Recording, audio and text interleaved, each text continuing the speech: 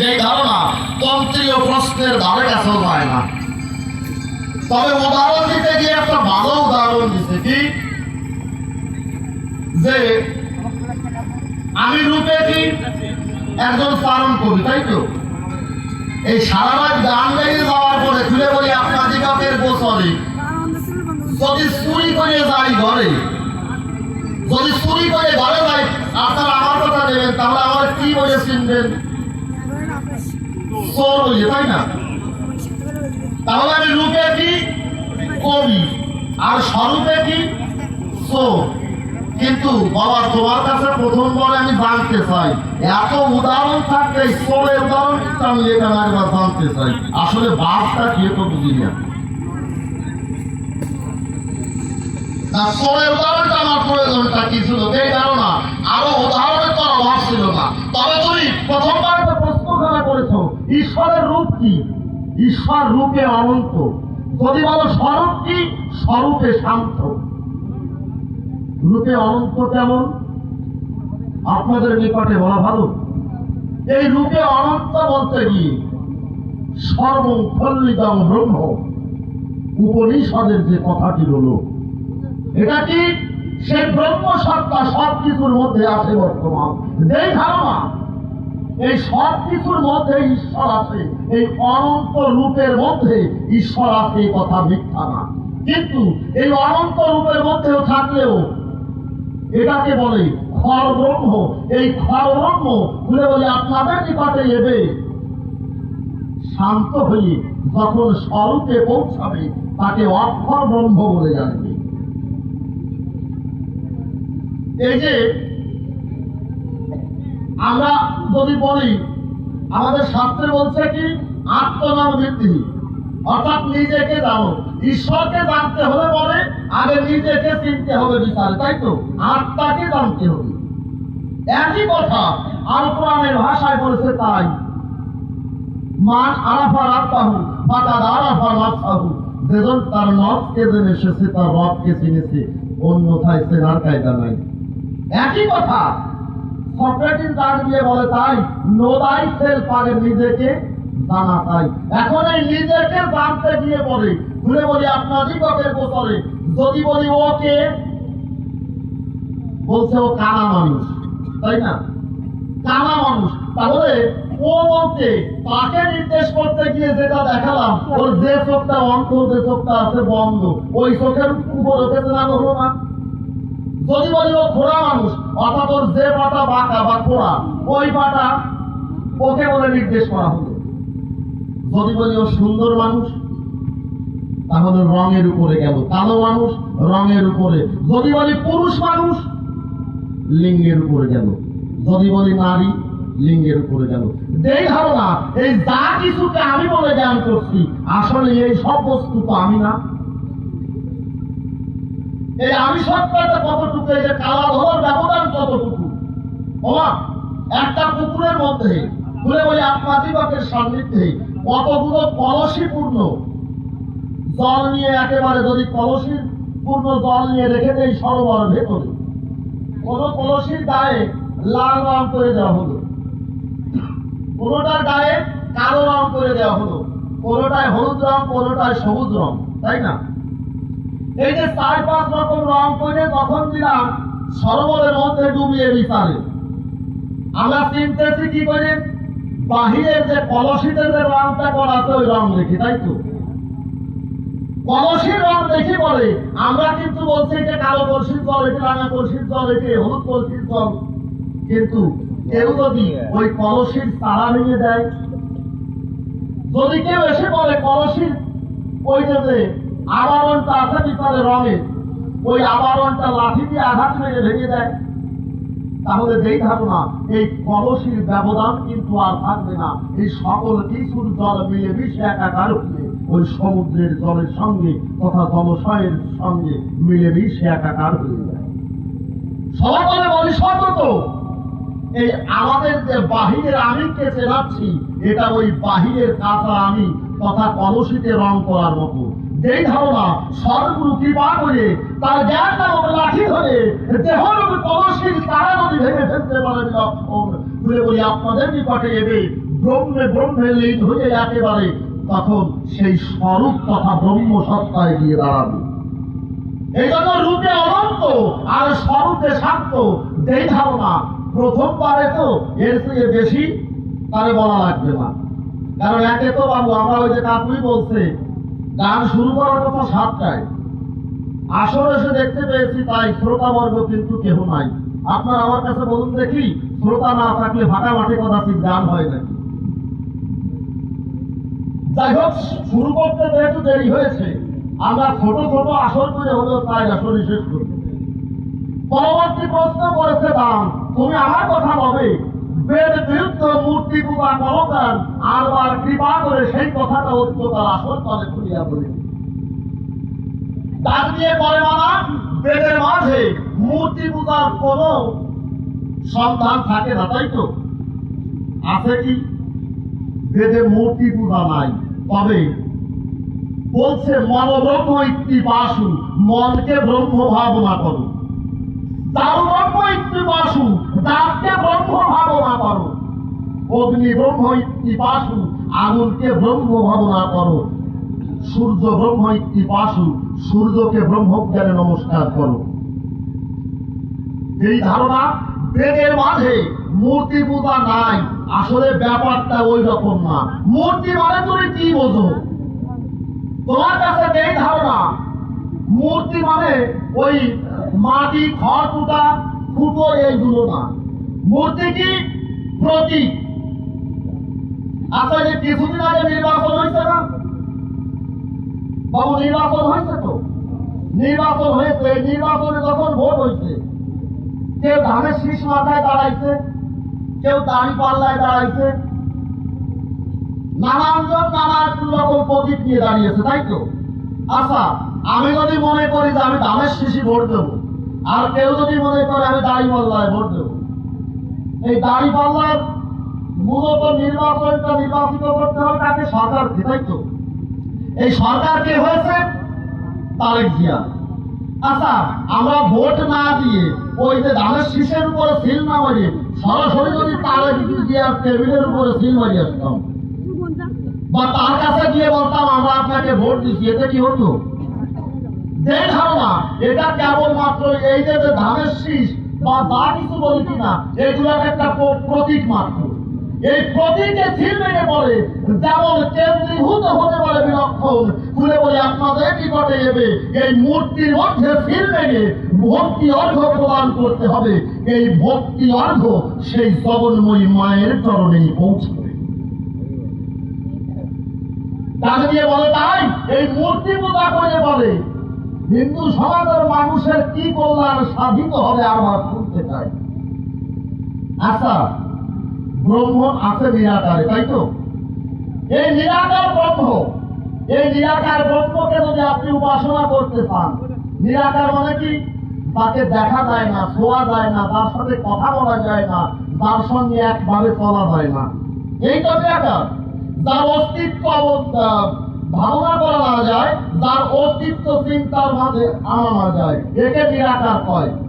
আচ্ছা, নিরাকার যদি কোনো বস্তু হয়, আপনারা আমার কাছে বলুন দেখি ওই নিরাকার বস্তুর উপরে মনের কখন একাগ্রতা আসে নাকি? আমি শুধু মায়ের চরণ ভজনা করবো, মা মা বললাম, কোন জায়গায় মা আছে এই ধারণা, এই অস্তিত্বই জানি না, তাই তো? কিন্তু প্রথম যখন একটা মাটি দিয়ে মায়ের মূর্তি করলাম সুগঠন, ওই মায়ের মূর্তিটা দেখার পরে খুলে বলি আপনার নিকটের গোচরে মাতৃজ্ঞানে ওই মাটির মূর্তির ভেতরে আমাদের ভক্তি ভাব প্রগাঢ় হয় তখন, তাই তো? আচ্ছা, কেউ কেউ আদায় বলেন নাকি ও মা তোর কুটোয় নামো, তোর ফুটোয় নামো, তোর রঙে নামো, তোর মাটিতে নামো, তাই নাকি? এই ধারণা এইভাবে তার কেউ পুজো করে না। পুজো করে কি বলে? মা মা বলে ভাসিয়া দুর্নয়ন জলে, মা মা বলে পরে ওই যে মাটির মূর্তিটা দিয়েছে গড়িয়ে, ওই মাটির মূর্তির সম্মুখ পরে গিয়ে হয়ে দণ্ডায়মান। আপনাদের নিকটে বলা হলো ওই মূর্তি দেখার পরে মায়ের চরণে নিজের মনকে করে নিবেদন। আপনারা আমার কাছে বলুন দেখি, এই যে মূর্তিটা দেখার সঙ্গে সঙ্গে খুলে বলি মনোরঙ্গে আমার মধ্যে যে ভক্তি ভাবের প্রবণতা দেখা দিল, এটা কোনো শূন্য জায়গা হলে হতো নাকি? এই মূর্তিটা দেখার পরে ভক্তিটা প্রদান হয় সংসারে। এই জন্য মাটির মূর্তির পূজার রয়েছে বিধান। মাটি দিয়ে যে রূপ কল্পনা করা হয় তারে বলে মৃন্ময়। ওই মৃন্ময়ের মধ্যে চিন্ময় সত্তাকে করতে হয় চিন্তন। চিন্ময় কারে কয়? ও মাটির মধ্যে যে রূপ কল্পনা করা হয় তাকে বলে মৃন্ময়। আর চিন্তার রাজ্যে গিয়ে ধ্যানের ঘরে আলোক দিয়ে বিচারে বলে আপনাদের নিকটে এবে যে রূপ কল্পনা করা হয় তার চিন্ময় রূপ করে। এই জন্য পরবর্তীতে একটা বাণী আছে না, পুতুল পূজা করে না হিন্দু কাঠ মাটি দিয়ে গড়া, মৃন্ময় মাঝে চিন্ময় হেরে হয়ে যায় আত্মহারা। তুলে বলে আপনাদের নিকটে এবে ওই মাটির মধ্যেই মায়ের রূপ এসে দাঁড়াবে। কেমন করে? তুলে বলে আপনাদিগকে ঠাই বিজ্ঞান প্রমাণ করেছে, জানেন তা সবাই। কি এই যে আগুনকে ব্রহ্ম বলা হয়েছে না, ব্রহ্ম বলে কালে যা খণ্ডিত হয় না সংসারে, অগ্নিকে ব্রহ্ম ভাবনা করতে বলা হয়েছে, অর্থাৎ আগুন ব্রহ্ম। তাই তো বিজ্ঞান প্রমাণ করেছে সর্বব্যাপী আগুন আছে বর্তমান। এই যে আমরা যে জায়গায় খালি জায়গায় দৃষ্টি দিচ্ছি এই জায়গায় ব্রহ্ম সত্তা আছে, আগুনের সত্তা আছে। আপনাদের নিকটে এই ধারণা, আপনারা হয়তো প্রশ্ন আমার কথা নেবেন, যদি সব জায়গায় আগুন থাকে তুলে বলে আপনাদের পাকে এই যে আমাদের বসে আছি আমাদের জামা কাপড় পরে না কেন? কি তাই না? যে সব জায়গায় যদি আগুন থাকে তুলে বলবেন আমাদের লোকের বাকে আমাদের পোশাক আদি কেন পড়ে না? এই ধারণা, এই যে অগ্নি সর্বব্যাপী আছে, এই আগুন আছে লুপ্ত অবস্থায়, এই আগুন সুপ্ত অবস্থায় থাকে না। এই আগুন লুপ্ত অবস্থা থেকে সুপ্ত মূর্তি কখন করে ধারণ? প্রক্রিয়াজাতকরণ করলে পরে তুলে বলি আপনাদিগকের গোচরে মূর্তিমন্ত হয়ে আগুন কিন্তু ধরা দেয় সংসারে। কেমন করে? আপনি যদি একটা গ্যাস লাইট আনেন, কি গ্যাস লাইট বলে তো নাকি? এই গ্যাস লাইটে যখন আপনি আগুন জ্বালানোর চেষ্টা করবেন, ওই পাথরের নিচে একটা পাথর আছে বা চাকার নিচে পাথর এবং গ্যাসের সংস্পর্শে আগুন কিন্তু মূর্তিমন্ত হবে, তাই তো? আবার যদি একটা ম্যাচ আনবেন, এই ম্যাচ আমার পরে ঘুরে বলে আপনাদিগকের গোচরে ওর মধ্যে কিন্তু কাঠি আছে ভিতরে, তাই না? ওই কাঠির আগে বাম আছে না, এবং ওই ম্যাচের উপরে আছে যে খোসা, ওই খোসার উপরেও কিছু উপাদান আছে। ওর উপরে কাঠি নিয়ে যখন দিবেন ঘষা দিলে পরে ঘুরে বলে আপনাদিগকের গোচরে ওই প্রক্রিয়াজাত করলে পরে তখন কিন্তু আগুন মূর্তিমান হয়ে আসে সংসারে, তাই না? আচ্ছা, এখন যদি কেউ কাঠিয়ায় নিয়ে একেবারে শুধুমাত্র ওই যে ম্যাচের খোসা লাগবে না, কাঠিয়ায় নিয়ে আমার এই নরেন দত্তের শিরদাঁড়ার উপরে ভালোভাবে বসবেন, আগুন জ্বলবে। ওই নরেন দত্তের শিরদাঁড়ার উপরে কাঠি বসে আগুন জ্বলবে। এই ধারণা আপনারা এই নরেন দত্ত যখন আসলে আসবে একবার একটু পরীক্ষা করে দেখবেন, যদি কারো থাকে কাঠি থাকে যে শিরদাঁড়ার উপর বসলে আগুন জ্বলে কিনা। চলে না। চলে না কেন? এই ধারণা ওদের প্রক্রিয়াজাতকরণ সম্পন্ন হয় না। কিন্তু ম্যাচ আর কাঠি ধরে যখন একসঙ্গে ঘষা মারা হয় বিলক্ষণ, আপনাদের নিকটে বলা হলো প্রক্রিয়াজাতকরণের ফলে ওইখানে কিন্তু আগুন মূর্তিমান হয়ে গেল। তাজু কথা নয় অসঙ্গত আছেন আপনারা ভক্ত যত মাতৃচরণে মনে করিয়া নিবেদিত, যদি কেউ গিয়ে একেবারে ভক্তি খোসার উপরে আপনার প্রেমের কাঠি যদি ঘটাতে পারেন সংঘর্ষ বিলক্ষণ, আপনাদের নিকটে বলিয়ে রে ভক্তি খোসার উপরে প্রেমের সংঘর্ষণের ফলে মাতৃরূপ এসে দাঁড়াবে ভক্তের হৃদয় মন্দির কথা হৃদয় পত্র।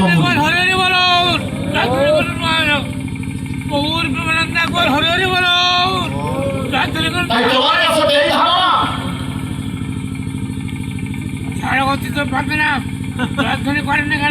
দ্বিতীয়বার যে প্রশ্ন করেছিল, প্রশ্ন করেছে তাই বেদ বিরুদ্ধ মূর্তি পূজা আমরা কেন দেখতে পাই? ঘুরে বলি তোমার নিকটে এবে পঞ্চব্রহ্মের উপাসনা আছে জগতে, তোমার জানতে হবে। কি? শাক্ত ব্রহ্ম, শৈব ব্রহ্ম, সৌর ব্রহ্ম, দানবত্ব ব্রহ্ম এবং বিষ্ণু ব্রহ্ম, তাই না? এই পঞ্চব্রহ্মের উপাসনা শাস্ত্রীয় যে নিদর্শন দিয়েছে। তাই তোমার কাছে এই ধারণা বেদে যে মূর্তি পূজা নাই, এইভাবে তুমি বলো না। এটা কি প্রতীক? প্রতীক কেন? আমার ভক্তির প্রধানতা সৃষ্টি করার জন্য। পরবর্তীতে প্রশ্ন করেছে দাম, কোথায় তুমি দেবে সমাধান? বউ থাকতে ঘরে কেন এই যে এই নারী এবং কামিনীকে ত্যাগ করতে বললে সংসারে? আচ্ছা, তোমার ত্যাগ করা লাগবে না। অনেক সময় দেখবেন ছেলে মেয়ে একটু অকাল ভক্ত হয় না? হ্যাঁ, অকাল ভক্ত বিশেষ করে বর্তমান প্রজন্মে একটু বেশি হয়। বাবার কাছে গিয়ে 16 বছরের এক ছেলে একেবারে দম ধরে ডাক দিয়ে করে, মামা ও বাবা তুমি কিন্তু নিয়মের কাজ করো না। বাবু কথা বললেন না। ছেলেকে বলতেছে 16 বছরের ছেলে বাবার কাছে দাঁড়ায় বলি, বাবা তুমি তোমার কাছে এই ধারণা তুমি কিন্তু নিয়মের কাজ করো না। বাবা বলতেছে কি নিয়মের কাজ? ছেলে বলতেছে বাবা তুমি কয় বছরে বিয়ে করেছিলে? বুঝতে পারছেন? ছেলে এসে বলতেছে তুমি কয় বছরে বিয়ে করেছো? বাবা কাছ থেকে আমি 16 বছরে বিয়ে করেছি। ছেলে ডাক দিয়ে পরে বর্ণনা, তুমি 16 বছরে বিয়ে করেছো আর আমার 16 বছর পার হয়ে যাচ্ছে, তুমি বোঝো না? কি এটা নিয়মের বাইরের কাজ না? আমার বাবু যখন ছিল 16 বছরে তোমার বিয়ে দিল, তোমার কাছে এই ধারণা আর আমার 16 বছর পার হয়ে যায়, তুমি আজও আমার বিয়ে দাও না। তুমি আমার কথা নেবে, আগে নিয়মের কাজ করবে। এখন বাবা মনে মনে করে ধারণা এই ছেলে ভাইকে গেছে, এর একটা ব্যবস্থা তো না করলে হবে না। অন্তরে আছে বাবু এই ছেলের একটু বিয়ের ব্যবস্থা করে দেবো। তবে প্রথমে একটু বোঝাতে হয় বাবা মা ইচ্ছা কি ছেলে মেয়ের কিসে ভালো হবে, তাই তো? প্রথমবার ডাক দিয়ে করে, মানা বাবা এত অল্প বয়সে বিয়ে করা ভালো না, তুই বিয়ে করিস না। কিছুদিন পর পর ছেলে ডাক দিয়ে করে, মানা বাবা তুমি যদি বিয়ে না দাও আমার অন্তরে আছে বাবু আমি তুতিয়ে খাবো মুখ। না মুখে পর খাওয়া যায় না, আর ও খালি তোর মানুষ মরে না। ও মরে না, আমি বিষ পান করবো, তাতে যদি না বলি গলায় দড়ি নেবো, তাতে যদি না হয় কলসি দড়ি নিয়ে পরে একেবারে খুলে বলি তোমার গোসরে জলে ডুবিয়ে মরবো, আর তা না বলি তুতিয়ে খাবো, না হলে মুখ। ও খাওয়ার দরকার নাই, যে কারণে ও খালি মানুষ মরে। তা বলতেছে কি বাবা তুমি আমার বিয়ে না দিলে কিন্তু আমি আত্মহত্যা করবো।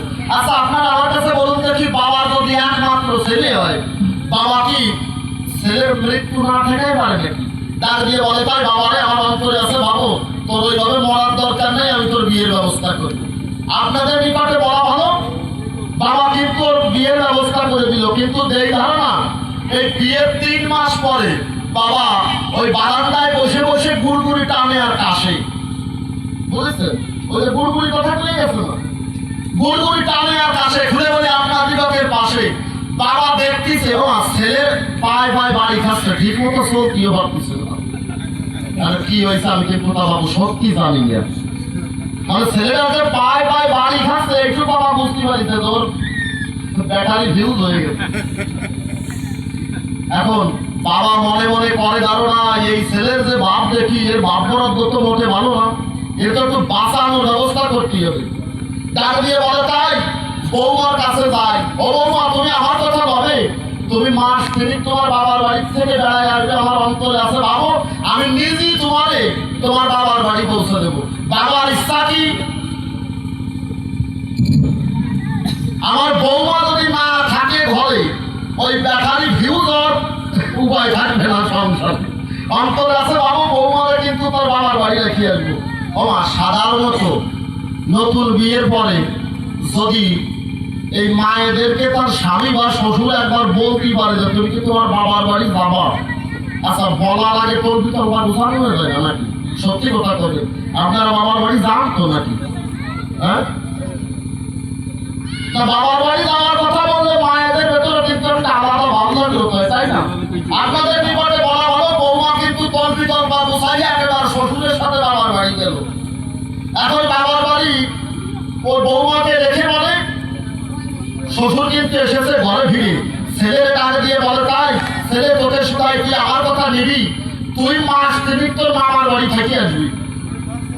কোন জায়গায়? মামার বাড়ি। আর ছেলে মনে মনে করে ধারণা বিয়ের আগে কত মামার বাড়ি যেতাম, এই কথা মিথ্যা না। আর বিয়ের পরে তো মামা বাড়ি তার কাছে যাতে পারি না। অন্তরে আছে বাবু বউ যেহেতু বাড়িতে নাই, এই সময় অন্তত 3 মাস মামার বাড়ি দিয়ে কাটাবো। আপনাদের নিকটে বলা ভালো, ছেলে যখন মামার বাড়িতে পৌঁছানো, মামার বাড়ি পৌঁছানোর পরে 3 মাস শেষ হতে একটা রাত মাত্র বাকি আছে। এখন ছেলের ভিতরে কিন্তু একটা আলাদা ভাব কাজ করতেছে, 3 মাস পরে বাড়ি যাবে। বাবা মার কথা মনে পড়ুক আর না পড়ুক, 3 মাস পরে যাইয়ে দেখা হবে, একটা ভাব আছে না নাকি? সত্যি কথা বলেন, হ্যাঁ? না কারো এরকম ভাব জাগে থাকে না, যে কারণে জাগলেও এখন শ্রীমতি পাওয়ার দরকার না। এখন ছেলে ডাক দিয়ে তার মামারে কয়, মামা তুমি আমার কথা বলবে, তুমি একটা এসে আমার সামনে দাঁড়াবে। কেন? আমার অন্তরে আছে বাবু এই রাতের আধারে আমি তোমার একটা প্রণাম দিয়ে যাবো। কেন? সকালবেলা কোন সময় আমি বাড়ি চলে যাবো, যে এই কারণ তোমাদের ঘুমায় থাকবা, তোমাদের ডাকিয়ে তোলার সময় আমার থাকবে না। কারণ বাড়ি যাওয়ার একটা গরজ হয়ে গেছে না, একটা তো 3 মাস বাড়ি নাই।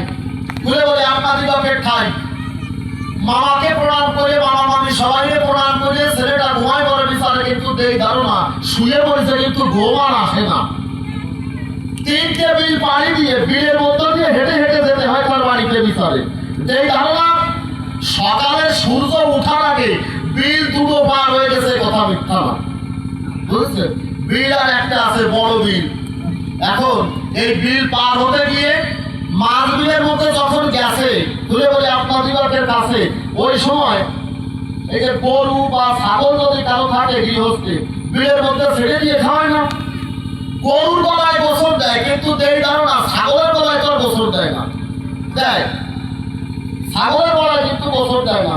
দরকারায় যে গৃহস্থের ফসল নষ্ট করবে, মালিক ছাগলের মালিক প্রয়োজন ওই গৃহস্থের গলায় দড়ি দেবে, কিন্তু ছাগলের গলায় কিন্তু বাবু দড়ি দেবে না। না কারো বাড়ি পাশে যদি ছাগলের মালিক থাকে একটু দেখবেন যে আপনার গলায় দড়ি দিয়ে দেবে, কিন্তু ছাগলের গলায় কোনো প্রকারে দড়ি দেবে না। আপনাদের নিকটে বলা ভালো, ওইভাবে কিন্তু কিছু ছাগল ছেড়ে খাওয়াচ্ছিল।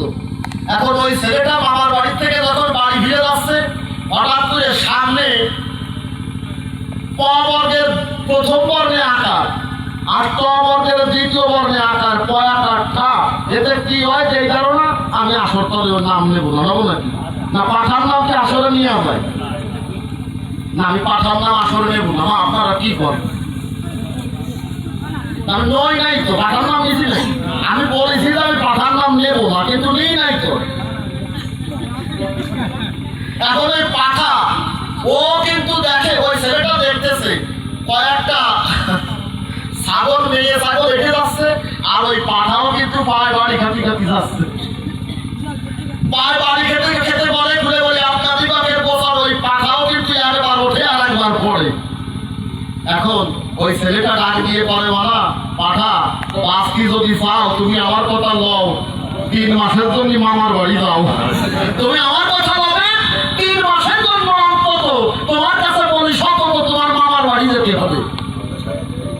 আর নরেন দত্ত তুমিও আমার কথা লও, যদি বাঁচতে চাও মামার বাড়ি গিয়ে 3 মাস কাটাও। এই ধারণা যে জিনিস যত ভালো মনে করো, ভালো মনে হলেই তা ভালো না। আমার ভালো মনে করলে কি তাই ভালো?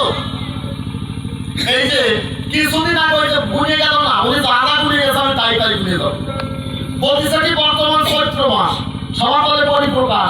এই চৈত্র মাসের আগে ছিল কি মনের মধ্যে নূতন যুবক যুবকের জাগে আগুন, ওই মাসটা ছিল ফাল্গুন, নাকি বসন্তকালের প্রাদুর্ভাব ফাল্গুন মাস। এই ফাল্গুন মাসের আগে কি মাঘ মাস। এই মাঘ মাসে প্রচন্ড শীত আসে না? আচ্ছা, এই শীতের সময় আগুন পোয়াতে কার না ভালো লাগে? ও আগুন ভালো লাগে না? ওই সময় আগুনের তাওয়া বাড়ি ভালো লাগে না? মালসার মধ্যে আগুন বলে ঘুরে বলে আপনার দিগতের বছরে মানুষ শীত ভোগ করে মনে মনে ভাবে, তাই এই আগুনের মালসার ল্যাপের তলে পর্যন্ত নিয়ে যেতে চাই। কারণ আগুন এত ভালো লাগে, ভালো লাগে বলে দূর থেকে কাছে নিয়ে আসে। আগুনের যত কাছে যায় তত ভালো লাগে, যত কাছে যায় তত ভালো লাগে। কিন্তু এই ধারণা এই মাঘ মাস যখন পার চৈত্র মাসে এসেছে। আচ্ছা, কেউ কাউরে যদি বলি আগুনের কাছে যেতে, যাবেন? যাবেন না কেন? আগুন ভালো। কতক্ষণ ভালো? যতদিন পর্যন্ত শীত ছিল। আর শীত যখন দূরীভূত হলো, বলে বলে আপনাদের নিকটে এবে যখন এই তীব্র আগুনের কথা, সূর্যের কিরণ এসেছে, তাপদাহ বেড়ে গেছে যেই ধারণা, তখন কিন্তু মানুষের মধ্যে আগুন আর ভালো লাগে না। তোমার কাছে বলি সতত, নারী ঠিক আগুনের মতো, যতদিন কামনার মাগ শরীরের মধ্যে হয় প্রবাহিত, কামনার শৈত প্রবাহ যতদিন পর্যন্ত শরীরের মধ্যে প্রবাহিত হয়, এই ধারণা এই কামনার শৈত যতদিন আছে, খুলে বলি আপনাদিগের কাছে নারী রূপ আগুন কিন্তু ভালো লাগে। এই কামনা দূরীভূত হয়ে গিয়ে বলে, যদি কারো ভিতরে প্রেমের তাপদাহ সৃষ্টি হয় বিচারে, তার মধ্যে এই নারী আর ভালো লাগে না, তার মধ্যে নারী আর ভালো লাগে না। এই নারী নরকের দ্বার, সাধন পথের কণ্ঠ। তোমায় বলি মানা, এই নারীর পেছনে মন সপিয়ে, নারীর কাছে নিজেকে ধরে দিয়ে তোমার সর্বস্ব খোয়াইও না।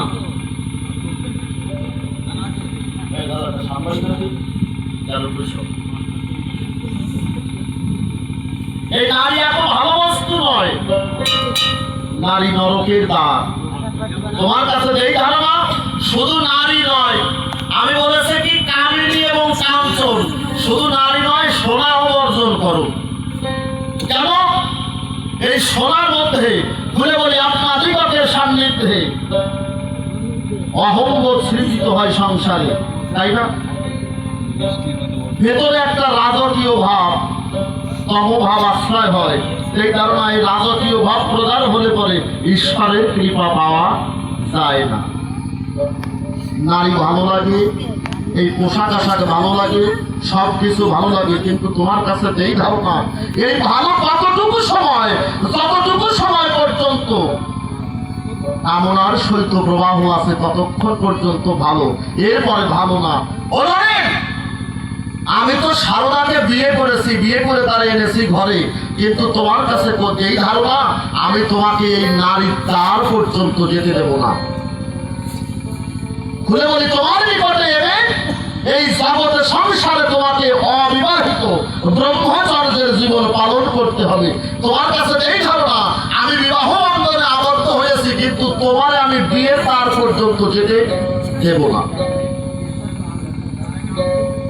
এই নরেন দত্ত আমার সভাতলে বলি হুয়ে মত্ত এক দিবসে আমার কাছে এসে ডাক দিয়ে বলে, তাই অবশ্যই তুমি যে বললে নারী নরকের দ্বার, নারী ভালো না, ভালো খাবার খাবে না, ভালো বিছানায় নিদ্রা যাবে না, এটা তুমি বৃদ্ধ হয়ে গেছো।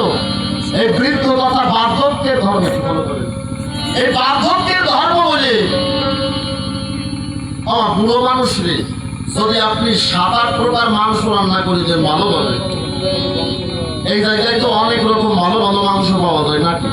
না, আমাদের খেতে দিতে হবে না, এমনি কমিটিরা অনেক ব্যবস্থা করেছে। এই ধারণা, আমরা আসার পরে কমিটি যা যা ব্যবস্থা করেছে সংসারে, বিশেষ করে কমিটিরা যে কচু দিয়েছে, ওকে আমরা বলতে পারবো না, সত্যি কথা বলবো, এই কমিটি যে কচু দিয়েছে, ও কচুর কথা বলা যাবে না। কারণ আমি যখন প্রস্তুতি নিচ্ছিলাম, আমার কাকিমা গিয়ে ডাক দিয়ে বলে, তাই ওই যে মা রান্না করতেছিল, তোমার কাছে শোনাই, তুমি আমার কথা ভাবে কি রান্না করতেছ আর বার কবে, তবে তোমার কাছে যেই ধারণা, দুপুর বেলায় যে কচু দিয়েছো, ওই কচুটি কি বলবো না। আর আম বল না, সত্যি কথা। আচ্ছা, যত বড় ভালো খাবারই হোক না কেন, একজন বুড়ো মানুষ, আপনি যত বড় ভালো খাবার দেন না কেন, এই ধারণা ওই বুড়ো মানুষই তো ভালো খাবার খেতে পারবে না। পারবে না কেন? বলে বলি, আপনাদেরকে খাই, ওই বৃদ্ধের কিন্তু হজম ক্ষমতা নাই। আপনি ভালো বিছানায় ঘুমাতে দেবেন, ও ঘুমাতে পারবে না। পারবে না কেন? ওর কিন্তু ঘুম আসে না সারা রাতের মধ্যে, ভাই, তাই না? বুড়ো বয়স হলে পরে